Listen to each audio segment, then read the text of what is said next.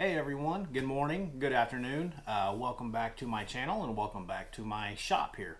Just wrapped up the Sysport and taken a few days off of actually building. I wanted to go over with you guys a couple of things that kind of arrived here at the house during the build of this that I couldn't get to that I wanted to show you. So with that, let's just get started right into it. I found, you guys know I love Systainers, obviously. And I like to buy little inserts for them to help organize things better inside the Systainer. Now, Festool sells specialized inserts that you can put in these, but you can kind of do your own DIY version, and it's a lot cheaper. I found a website. I didn't find it, actually. One of my viewers that sent me a comment a while back kind of let me know about a company called KaizenInserts.com. And these guys are fantastic. So they sell Kaizen foam inserts. And here's a couple of them that I got. So here's a small one for the mini Systainers. And here's a couple of bigger ones for the standard medium size, excuse me, for the standard medium size Systainers. They come in colors. This one's the red and black sandwich. This is the yellow and black sandwich. They come in different thicknesses. This is the thinnest thickness. And honestly, guys, I don't know how thick it is. It looks to be about 1.5 inches thick. To be honest, I kind of wish I got the little bit thicker one. I think they sell these in 3 size thicknesses as well. But Kaizen Inserts sells these for Festools, for your DeWalt, I think it's Tough System, whatever those cases are. Packouts, fine. If you go to their website, and I'm not sponsored by these folks by any means, I bought these. But they have a ton of these inserts that they pre-cut for us for whatever, basically whatever storage system that we use. And they're not that expensive. So I think one of these, the thickest version, one of them, with shipping is like 20 bucks to my door.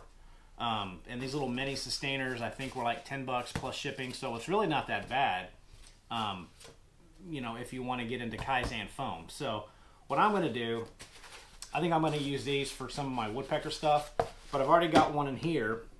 And what I'm going to do, I'm going to show you guys how I'm going to cut, how Kaizen works really, if you don't know what Kaizen is. But I've got this, this is a 137 Generation 3 Systainer, and I'm going to put my new Milwaukee 4-in-1 install driver in here and show you guys how you can kind of outline it and how you pluck it out really. But that's what I'm going to do with that, and I'm going to take the camera up and show you guys how I do that. So it's a pretty good deal. I mean, again, this Kaizen Inserts outfit, they sell stuff for basically any storage box that you have, and they sell it by the sheet, so you can just get a big sheet of it and cut it to your own size if you want to put it in, you know, a toolbox or whatever. So, and then just, you know, here's the mini Systainer. And if you guys have any of these mini ones, you know, these are great for storing just small, you know, small electronics, or, but it just fits in there perfect, and it's not coming out. So I think, again, it's like 10 bucks. It's not bad. So I'll have to figure out what I'm going to do with that. I bought it really just to see how good it would fit, and it fits perfect. So now I got to find a use for it. So again, here's some more. What else? I found this guy. You can't ever go wrong with a bottle opener, especially a Wera bottle opener. I don't know why I bought this. It was like only 8 bucks, and I saw it on Amazon when I was getting something else, so I picked it up. Pretty cool. It might get a little mad at me when I open up my Miller Lite with it, being that it's not German beer, but I thought it would be a good addition to my toolbox because you don't ever want to be without a bottle opener.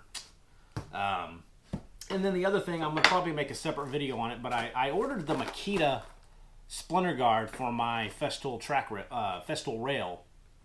I've heard that these are better. I've never used the Makita version. I've always just bought the clear Festool splinter guard. The problem that I've seen with the Festool version is they're clear and they're kind of hard to see the line on your workpiece. So some of the reviews on the Makita say it's easier to see your line because this is a black splinter guard and it's easier to line up your line on your material as opposed to the clear Festool version. And I don't know if it's different, but I've heard that the adhesive on these Makitas splinter guards are better than the Festools. I don't know. There's probably all the same, to be honest with you. I've never had an issue with my Festool splinter guards peeling away, but so I'm going to show you guys how to take off the Festool splinter guard that's on your or on the rail currently, how to clean it up real good, and then how to install a new splinter guard. And the process is going to be the same whether it's Makita or Festool or whatever. And then how to line your saw to the splinter guard. You just basically make one test or one cut, and it's then perfectly aligned to your saw. But that's going to be a separate video. But anyway, if you guys know anything about these Makita splinter guards, let me know before I get to that other video. But you can give it a shot. It was 15 bucks, so you can't go wrong. So to not drag this out, I'm going to change the camera up, put you up here, and I'm going to show you guys how to outline and pick and pluck your Kaizen foam, and how you can kind of customize these inserts to whatever you need. So, all right, guys, thanks. Okay, so really all you want to do is just get these kind of oriented how you want them. You really want to try to leave a little bit of space in between so the foam doesn't, you know, fail on you. But I think that'll work fine just like that. So then what you do, and I use these Fastcap markers.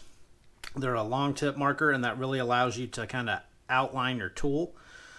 I think these work the best, and they're not that expensive. They're like $7. So if you're going to be doing a lot of these, I recommend, and I'll put a link in the description of these pens, but they really come in useful and really make this whole process a lot easier. So with that, I'm just going to get this lined up.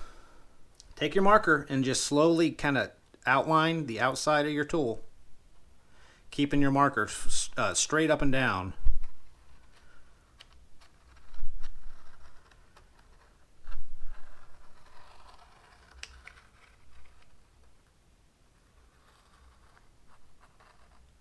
And just take your time doing this so you make sure you get all of the little nooks and crannies outlined. Okay, so then I'm going to do the inside now.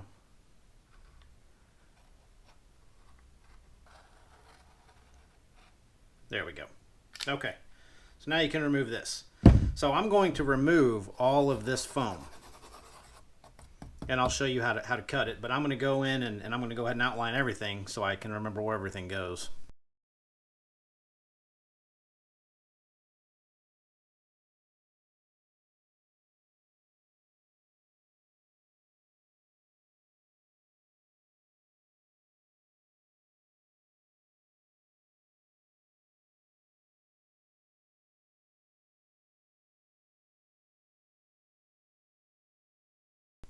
So once you have all of this outlined, just take an X-Acto knife, and I like to put out the blade to the depth, you know, that I want to cut into this material. And remember, this is fairly thin, so I don't want to cut all the way to the bottom of it. So I'll kind of judge by how this is the same size thickness as this. So I probably want to go down, you know, about that far. That should be okay. And depending on what you're putting in here, so if you don't want the top of this to be below the top of the foam, then obviously you don't want to cut down too far. It's just kind of a case-by-case basis, but this is how deep I want to cut this one.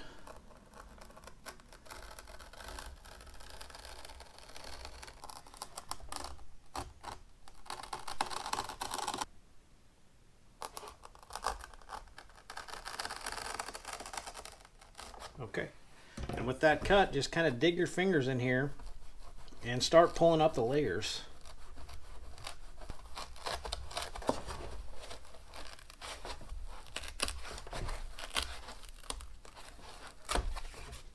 Okay, and then kind of do a test fit. So this is not going to be deep enough, I can already tell. So I can go in and just kind of start to clean this up.